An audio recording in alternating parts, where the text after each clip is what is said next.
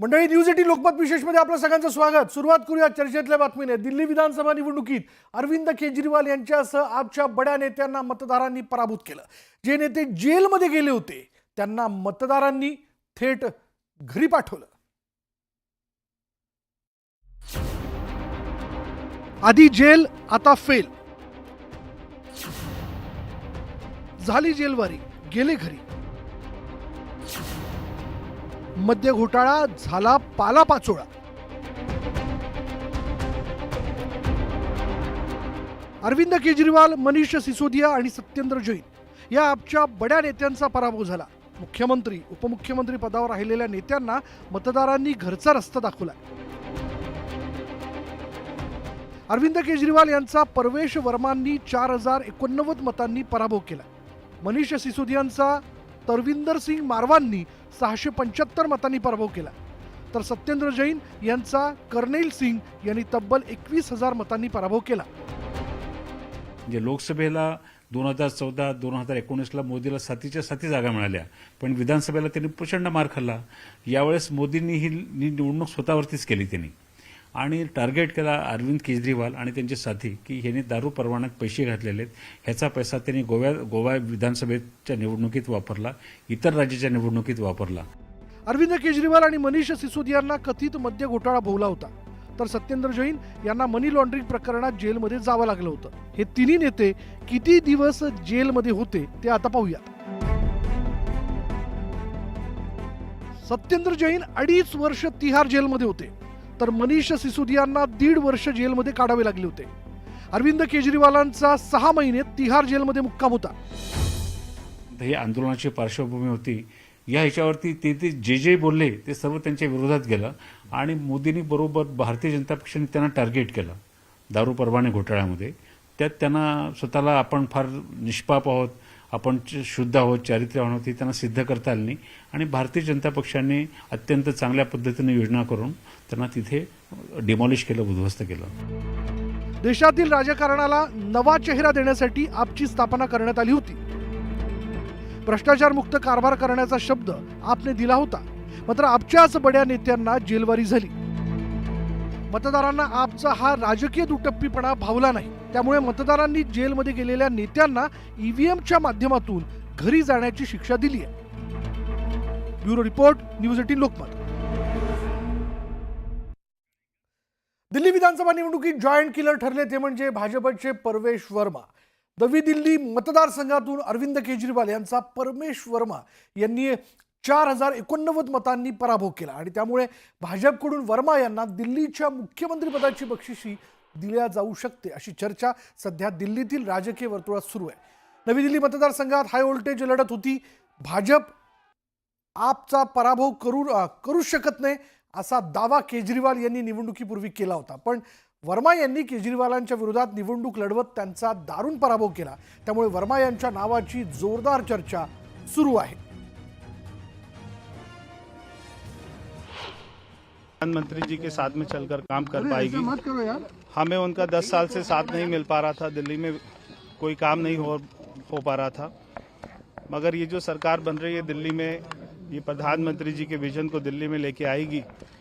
तो मैं प्रधानमंत्री जी का धन्यवाद करता हूं कि उन्होंने अपना समय दिया और मैं ये जीत का श्रेय प्रधानमंत्री नरेंद्र मोदी जी को देता हूं। सब बहुत टेंस थे, लेकिन जैसा हम तीनों ने 4 दिन पहले भी बोला था, बहुत क्लियर कट विक्ट्री आएगी। बस सही वक्त का इंतज़ार था। दिल्ली वाले समझ गए कौन उनका मजाक उड़ा रहा है, कौन उनकी भावनाओं के साथ खेल रहा है। इस बार दिल्ली ने झूठ को विक्ट्री नहीं दी।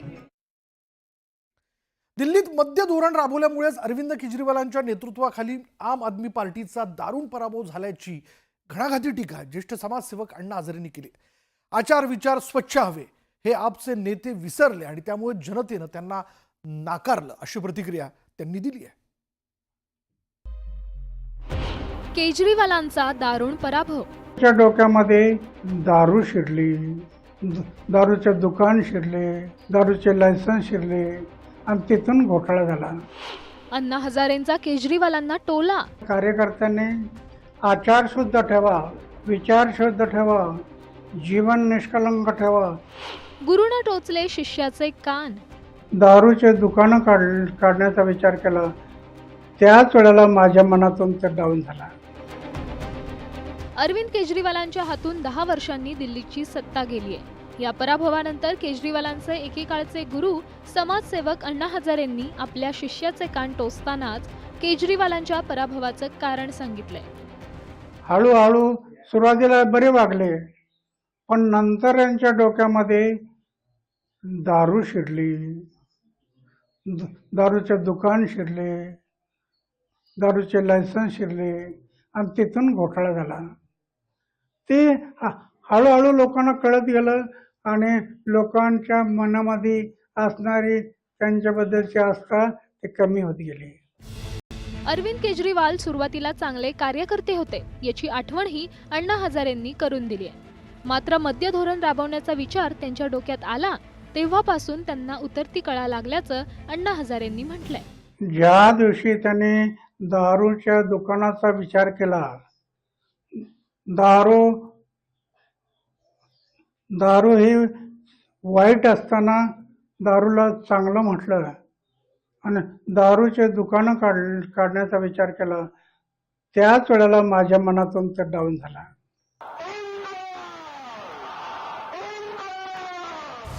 अण्णा हजारेंना अरविंद केजरीवाल आपले गुरु मानतात. दिल्लीत 2011च्या सुमारास भ्रष्टाचाराविरोधातील आंदोलनात अण्णा हजारेंच्या नेतृत्वाखाली जनआंदोलन झालं होतं. इंडिया अगेन्स्ट करप्शनच्या माध्यमातून अरविंद केजरीवाल अण्णा हजारेंच्या या आंदोलनात महत्त्वाची भूमिका त्यांनी बजावली होती. देशभरातून या आंदोलनाला मोठा पाठिंबाही मिळाला होता. मात्र त्यानंतर अरविंद केजरीवालांनी सक्रिय राजकारणात प्रवेश करत आम आदमी पार्टीची स्थापना केली आणि अरविंद केजरीवाल आणि अण्णा हजारे यांच्या वाटा वेगळ्या झाल्या. ज्या दिवशी पक्षाने पार्टी काढायचं ठरवलं त्या दिवसापासून मी त्यांच्याशी संमत तोडला. त्यांच्याशी चर्चा नाही, त्यांच्याशी बोलणं नाही. अनेक वर्ष पक्षाने पार्ट्या त्यांनी काढल्या, पण मी कधी त्यांच्याशी बोललो नाही, कधी संपर्क ठेवला नाही. गेली 10 वर्ष केजरीवालांनी दिल्लीवर सत्ता गाजवली आहे, पण त्यांच्या सत्तेच्या काळात अनेक घोटाळ्याचे आरोप झाले. मुख्यमंत्री निवासस्थानाच्या नूतनीकरणावर झालेला खर्च असो की मद्य धोरण असो, भाजपनं या प्रकरणावरून केजरीवालांची राजकीय कोंडी केली होती. एवढंच काय, पण मद्य धोरण घोटाळ्यात अरविंद केजरीवालांना तुरुंगवारीही करावी लागली होती. ज्यावेळेला तो सत्तेवर नव्हता त्यावेळेला दारू ही वाईट आहे, कसे वाईट आहे हे त्याने एक लेख लिहिला आणि त्याचा मी जाहीरपणे दाखवलं की तुम्ही असं म्हटलं होतं पहिलं, पण ते विसरून गेले. म्हणून मला त्याच्यातून आस्था राहिली नाही.